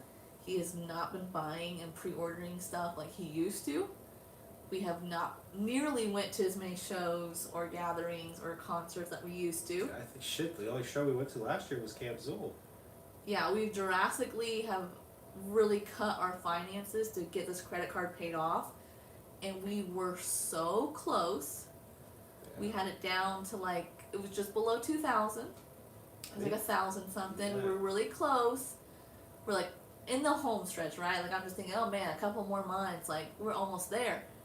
And then taxes, and so now we're right back to square one, where we owe pretty much as like the same amount we did before. Yeah. And it's just like, oh, we were so close, and then it's like I gotta But do it all over again. So it just showed me though that we did it once, we'll do it again. No, I know we got this. It's just so discouraging because you try to do the right thing and you try to be responsible and not live in debt and try to get this stupid credit card paid off. And this one is our highest interest rate one. That is why this one's the most important to pay off. And for the record, really the only thing we use our credit cards for is big purchases, which isn't often. That's usually hotels when we go on trips. Yeah. And we use it every week for our groceries. That's it. Yeah. So that's how, like, and that's just the cost of living has gone up. We have had to use that particular credit card though when we need like car repairs and stuff. But That's kind of what I mean by big purchases, things like that. things that we like needed. You need a car to get to work. Like, what are you supposed to do? Not A get big your car vet, fixed? big vet bill, things like that. Yeah. But I know we can do it again. It just sucks because we worked so hard, and like I was so proud of us. We were almost there, and it just feels like it was taken from us, and for no reason. Like, I think they could have done without our taxes. Yeah. You know what I mean? Like, come on, give us. We deserve a little bit of a break. Come on. Listen. It's a sacrifice that we had to make so that the millionaires and billionaires don't have to pay taxes, that they could take their tax cut. You know, it's a sacrifice we made for Yeah. them, right? Right. Because at the end of the day, they care about us. The millionaires and the billionaires and the corporate businessmen. They care. So we did that for them. Oh, we paid them. We paid them to care. We paid them Yeah. to care. Sure. So yeah, that really sucked, and that I think I lost sleep that night. I literally like stayed up all night just stressing between getting because I work part-time, getting another part-time job. And this is not me complaining. My father is not a burden at all. I'm choosing this, you know what I mean? Yeah. I want to be there for him. Yeah. This is something that I watched my great-grandmother take care of my great-grandmother, okay? And she was able to keep her out of a nursing home and keep her home, okay? I watched my dad move in with my grandma to take care of her, to keep her out of a nursing home. And I feel very strongly that I'm choosing to do that for my dad. Yeah.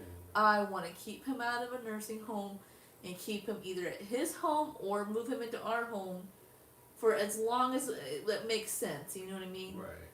and take care of him because I just feel so strongly like that's like my calling right now. Like I'm being called to do this service for him because he's helped us so much. So I don't mind going over there every day or every other day or whatever, right? I want to be there for him, but there's no way I can work another job and do that. There's just no way.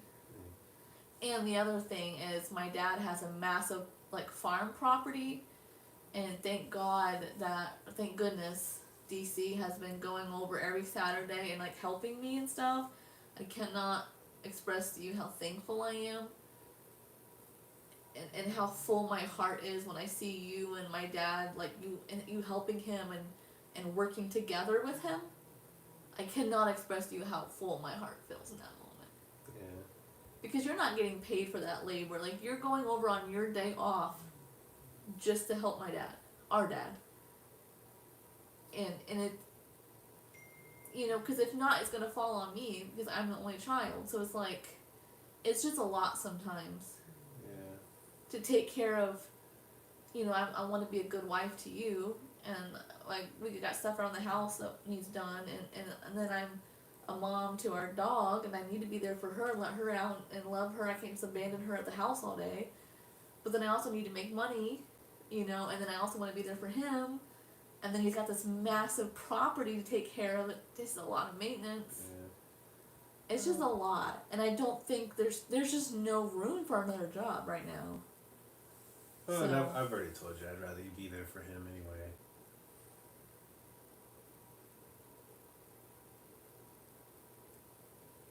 So. Yeah, I don't know. I don't know. I just think I was like for 2 days. I like pretty much didn't sleep because I was just feeling like this financial stress and this weight, like the whole weight of the world on your shoulders. You know what I mean? And I had all these fears. Like I didn't want you to feel like I wasn't contributing enough, or that I wasn't home enough, or that I'm spending too much time over at my dad's, or you know what I mean? Like you just have all these fears of like, you want to be a good wife, I want to be a good daughter, I want to be a good mom, like, and then two, I want to be a good aunt, and that's another thing I'm struggling with our nephews because I'm not getting to see them and pick them up from school and stuff as much as I used to, and I just feel, you know. So our interest on that credit card bill, I say that because I just seen Michelle put that her credit card interest used to be 19, and now it's down to 11. So girl, you keep doing it. You're almost there. Ours was $90 a month. We had to pay $90 a month on interest, and I was like, this has to, like, we gotta get this credit card paid off first. Yeah, so I think the worst it got was like $150 interest charged, Yeah. and we've got it below $100 now. What is it now? Do you know? I won't know until the 9th. That's usually when the next billing cycle. That's the billing cycle is the 9th of every month. Well, I'm sure it went back up, and we just paid taxes with it, but Yeah. we were doing pretty good. So. Well, see, the good thing about that particular card I have, it's a Discover card. You have 25 days to pay off a transaction without incurring any interest. So. Yeah.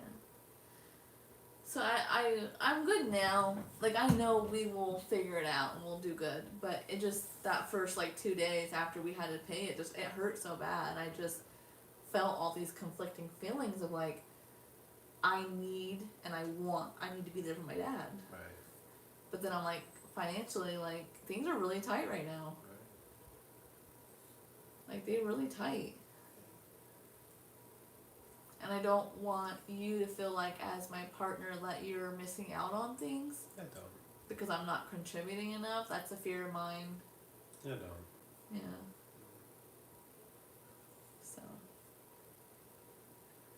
Just normal adult issues. Life. Yeah. And then I see people blowing money left and right and just it's hard to watch sometimes. Well, no, I mean you almost, I don't want to say feel bad for them, but it's like in retrospect because like I'm somebody who was guilty of blowing money, so it's for me it's almost like when I see it, it's like that reminder of like, man, if I would have not done that a lot sooner, I feel like I would be like I feel like I'm in a really good place now. Yeah. But think it's I see almost what like you're saying. I could be in a better place. You could be further along in your journey. Yes. Like So- that tax could have hit us, and we could have been like, hey, we've got enough in our account. Bam, it's taken care of, without depleting our account. You know what I mean? You're not wrong. Like, you have a great point. But you also gotta give yourself a little bit of forgiveness and compassion, because, you know, the way that you were raised and the stunting and almost smothering of how you were raised, and that you weren't prepared for life. Yeah. You weren't set up for success. You were kind of just dumped off in your late 20s, and you had a really late start to the game. Yeah. So you gotta give yourself a little bit more compassion there, that you're literally starting off 5-10 years later than everybody else that's your age. Yeah. And given how you were raised, like, you're doing great. And that's all you. Like, no one else can take credit for that. That is all you. You are That's true. the reason why you are where you are right now, because of all your hard work. Yeah. And I do. I think about that a lot with not only other family members, but other people that, like, I work with, and I hear them talk about situations they're in. Younger or older than you? Both. You know, and even like us, we've been watching the Connors and seeing how that family is, and Oh my God, yes. you know there are people out there that live like that. So there are people in the world that are twice my age in very bad positions because they didn't, you know, think ahead. And That's funny that you say that. that's though, kind of because where I'm at right now. Is I'm just thinking ahead. Like, I'm thinking 10, 20 years in the future. Like, what is my situation going to look like? You know what I mean? Like, I want to make sure I have that cushion in place for them. But it's funny that you And said that, because we were just talking about that earlier. We're like, we're watching the Connors, you know, Roseanne spinoff, and I was like, yo, there are 5 working adults living in that house. How are they not affording mortgage? Right. What is going on? 5 Yeah. working adults? No, and they can't make mortgage? Yeah. Which makes you wonder, like, off camera, what is a lot of that money going towards? Well, we know they eat out every night. That's true. They made jokes about not buying groceries. Yeah. So, So, you know, yeah. and I mean, it's just, and I'm not going to dive into politics, but, you know, politically, the way things are going right now, It's like scary. this is the time where a cushion would be nice. And we've got a little bit of a cushion, but to have a better cushion. So it's like thinking ahead now, okay, we will make it through what's going on now. And then the goal would be to have something in place so that the next time this kind of shit happens in the world, we're ready. We can confidently go into it like, yeah, it will still suck to a degree, but we'll make it through even more comfortably. I think it's important to let yourself feel that, like, some degree of, like, regret of, like, this is what I'm hearing, and tell me if I'm wrong. You have some regret to some degree of choices you made the past few years affecting, like, things now. Yeah. And I think that's okay to feel that a little bit, and then switch gears to, now's my opportunity to not let that happen again. Yeah. Because 5 years in the future, you'll be in the same position you are now, saying, man, I wish just 5 years ago I would have done this. So this is like, you know, when you have that thought, it's okay to have it, but then to switch your gear shift to be like, you're trying to thought that, okay, yes, that happened, and yes, I regret it, but I can't go back. So what can I do now? And that's where you've seen me, like, for those that watch my channel, that's where you've seen me not pre-ordering every little thing that comes out, not buying every little thing that artists are putting out there. Yeah, but when you do your CD reviews now, instead of having a physical CD that's, like, blurry and you can't really see it very well, you have, like, that picture up now. Yeah. It's just as good. Right. It's just as good. Like, you don't need that physical CD to do the review. Right. And, you know, and that's where, you know, and this is honestly probably a good topic for a video. That's where streaming has been nice. Yeah. Well, and, like, we don't even have a CD player. Like, my car don't even have one. Your car CD player is broken. Yeah, I could put CDs in it. It doesn't always want to give them back. Like, I have to quickly grab before it sucks back in. It'll barely come out and then pull it right back in. It's like, give me my fucking CD. Yeah, it's gonna break a CD one of these days if you keep using it. Yeah. So I don't use it. You know, then one of the speakers kind of rattles. So yeah, it's like, it just makes sense for us to stream. It's still supporting the artists. They're still getting money for it. So why not? Right? Yeah. And, your videos haven't suffered because you've slowed down on your CD spending. You're still able to, and you still do buy CDs within reason. You just don't buy them like as much as you used to. Right. So you still buy CDs. You just don't it's not every week. And you and I have both stopped buying tour shirts and Right. well, not I won't say stop, but we've slowed down on. Yeah. We're not banning ourselves you're not allowed to buy any more shirts. We're just we need to make better decisions and Yeah. Well, Well, and to again, not buying as much merch, but you were just talking about the CDs, bringing it back to that Twisted album. I love that album, but I've not been able to justify buying that CD because it's I want to have the physical copy, but it's also I'm in my head do I even need a physical copy? what would you use it for? It would sit on a shelf, exactly. Yeah. So there's that desire there to get it. I would love to go buy it, but it's also do I need to? I don't feel like I need to. Do you feel like you're missing out though? Not really.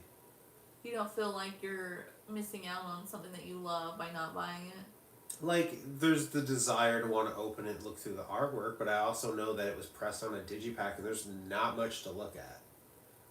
I mean, and I don't know if ordering it now would be different than pre-ordering it. They came with a cover that's removable, that's a mirror, and I was oh, that's cool. Oh, okay. That'd be a cool little piece of thing to put in a tiny little frame and put up on a wall because you see your reflection then, and that's kind of the whole meaning of the album, Welcome to Your Funeral. Eventually everyone's going to die, so it's kind of the message is make the most of your life, and that's the first song is living like we're gonna die.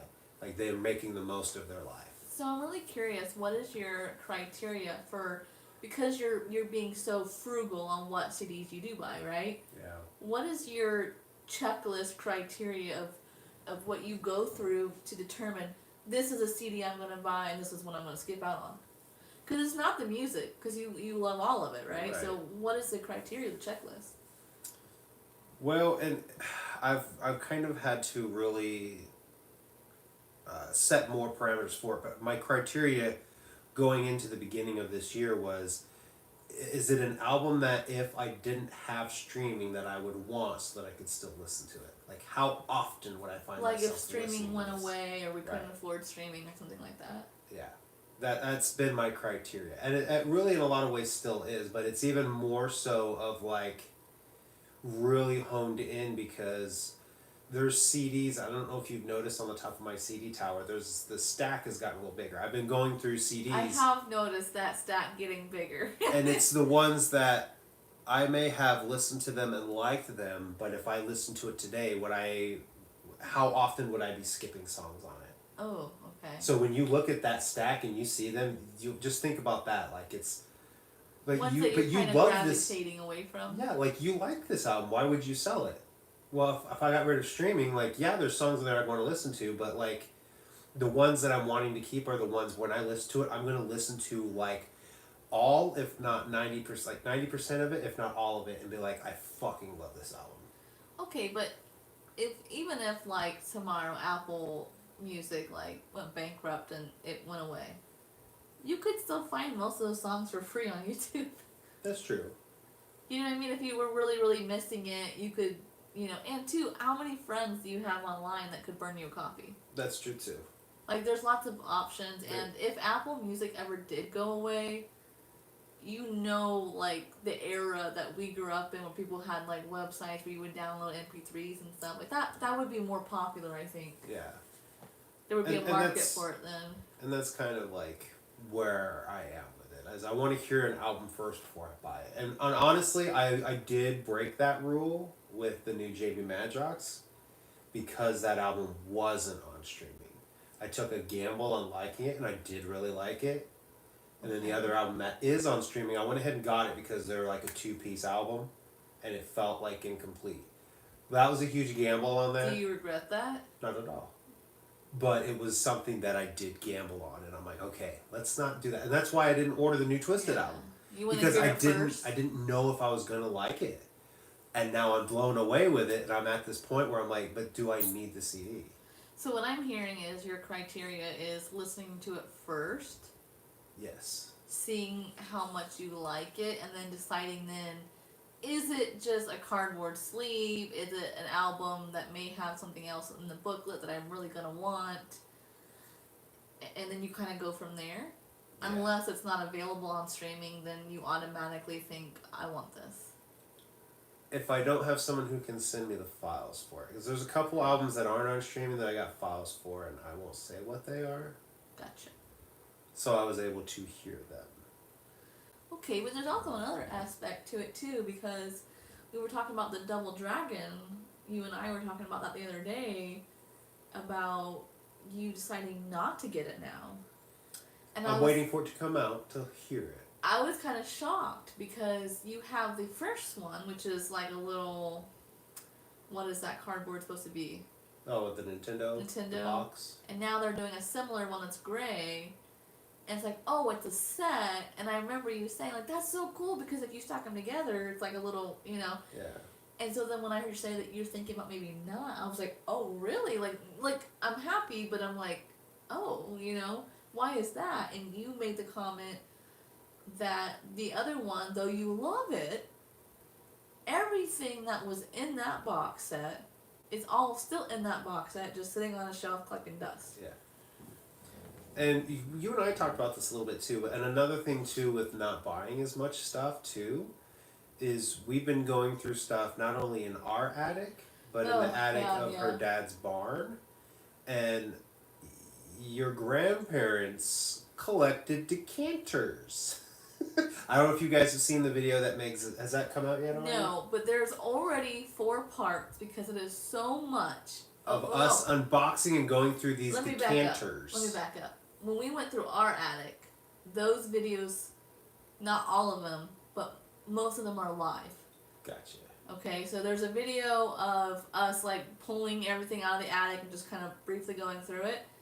And then there is a series of videos, some of them aren't out yet because they are Christmas related, of us like unboxing things that we've never seen. Like I've never unboxed them in my life. It's like it's brand new, like, you know what I mean? Yeah. So then recently, my dad is on this kick where he is just preparing for the end. So he wants us to clean out his attic together. So me and DC are cleaning out his attic and going through everything. And, oh, how many boxes do you think? 4 truckloads? Easily 20 boxes. I would easily say there's 20 boxes of decanters. Of decanters. And each box is like 10 decanters, if that. Yeah. And some of them still have whiskey in them. Yeah. Most of them are empty, but not all of them. Right. And some of them are worth something, you know? Like, some of them are. So we don't want to just drop them off at Goodwill. So we are unboxing them and like going through them, and I didn't want the videos to be longer than 30 minutes, so there's already 4 parts. Yeah. Of us for 4 different days, and then we have at least another or 2 videos, don't you think?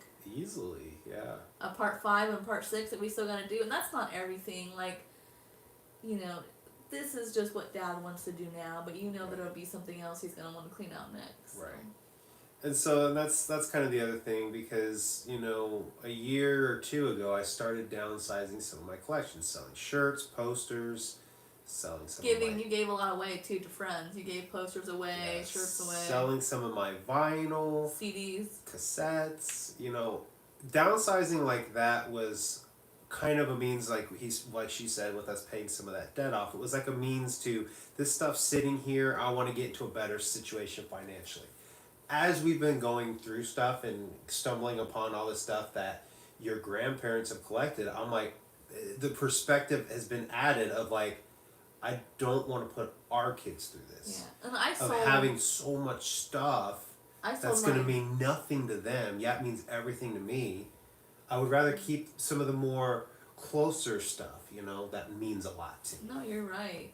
You sold a lot of your and gave away a lot too, but and it's made me appreciate more of what I have in there, because it's like I don't have 20 different items. I have 5. It's like these 5 things are everything to me now.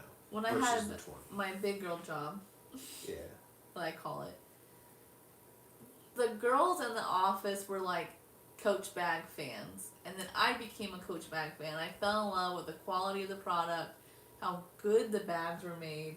and I got my first Coach bag.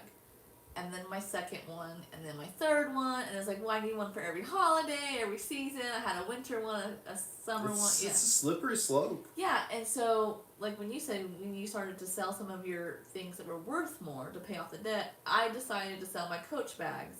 I kept one that's very special, but I sold all the other ones because it's like, I don't need, I thought I wanted and I needed it, but I really don't. I would rather just pay off our debt. And bouncing off of what you said about the decanters and our kids, my grandparents saved those decanters because they truly thought it would be an investment.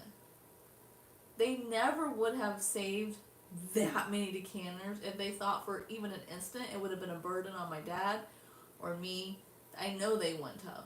Yeah. They truly thought this is something our kids can sell someday and make money off of. Right. But it's not. And the reality is our kids are not going to keep your whole CD collection. They're not. And as I've learned through trying to sell some of that stuff, some of it's not worth anything. It's not. Not like you would think. And that's the thing. Like, there's just no way that we could sell. Like, there's just no way our kids could sell it all.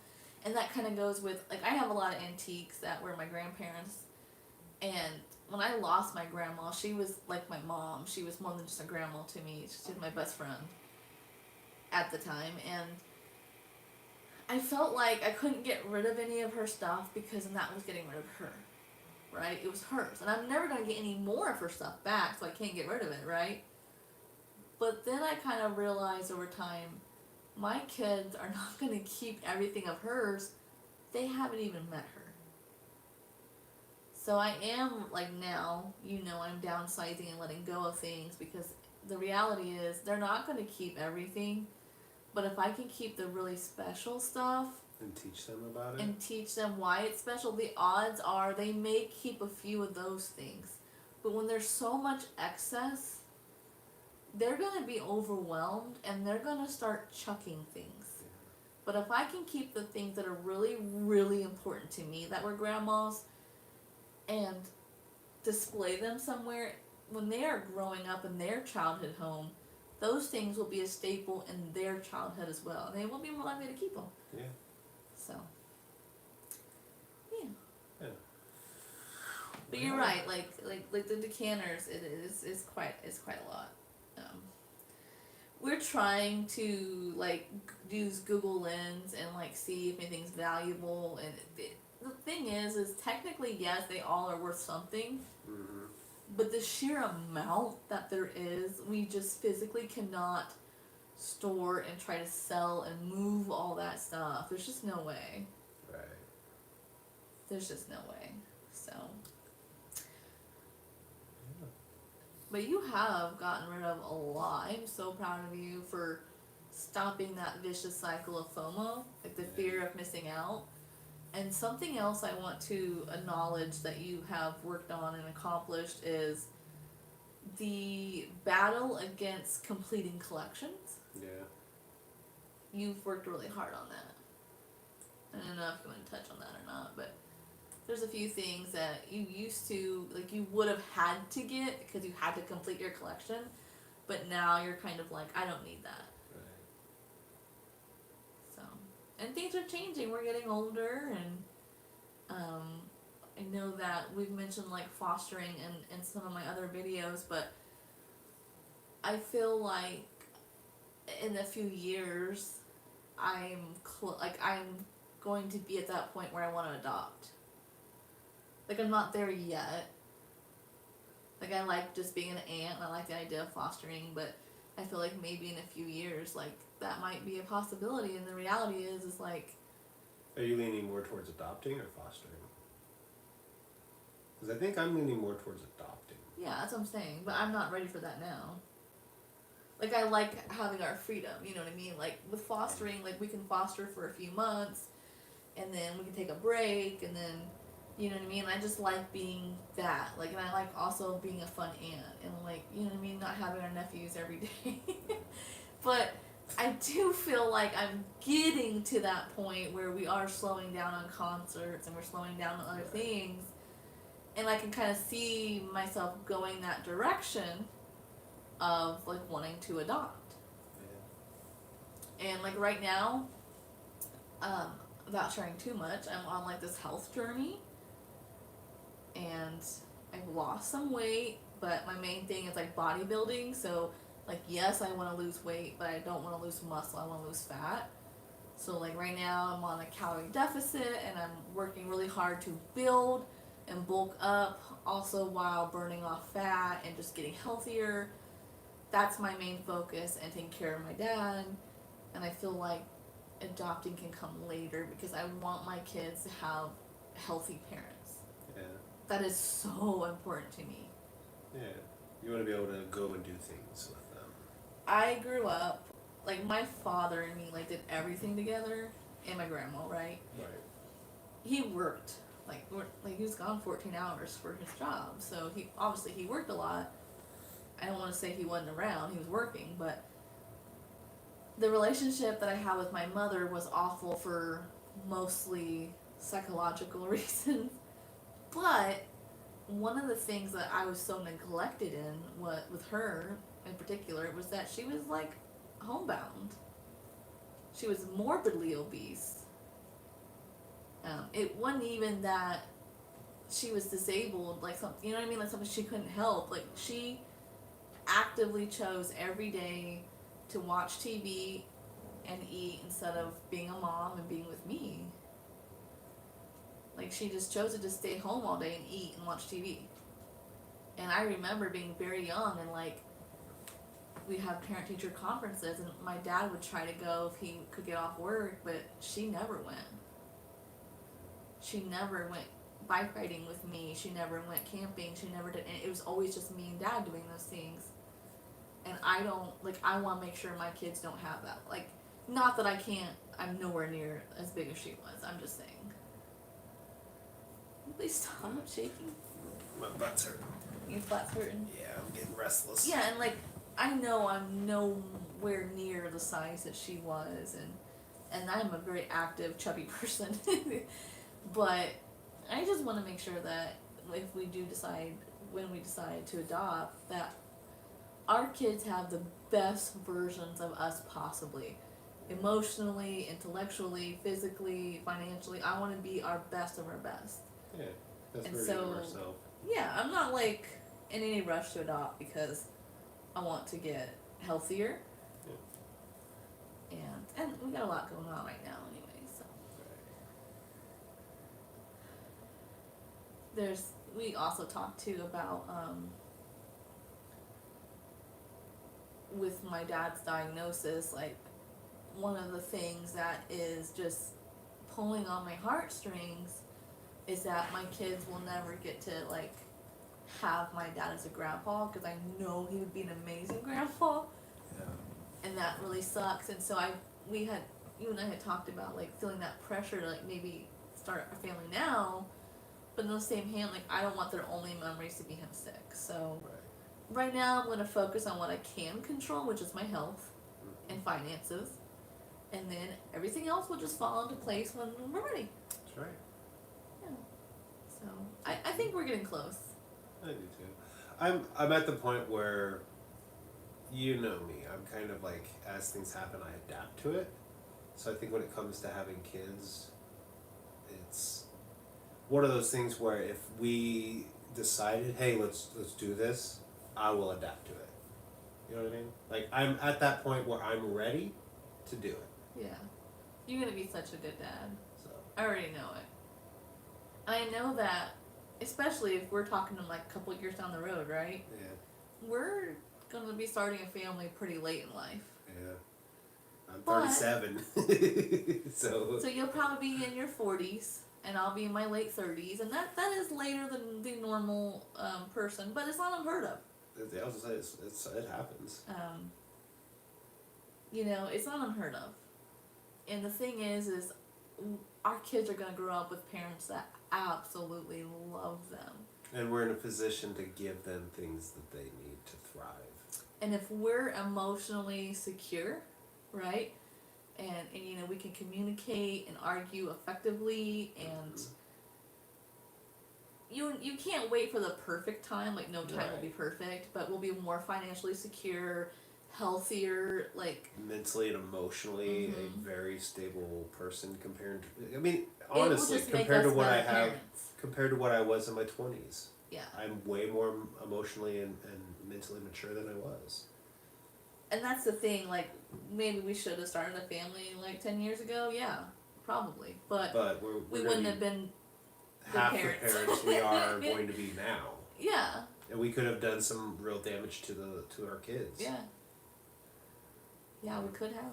Yeah. And you know, they always say that you should strive to be the best parents that you would have wanted, right?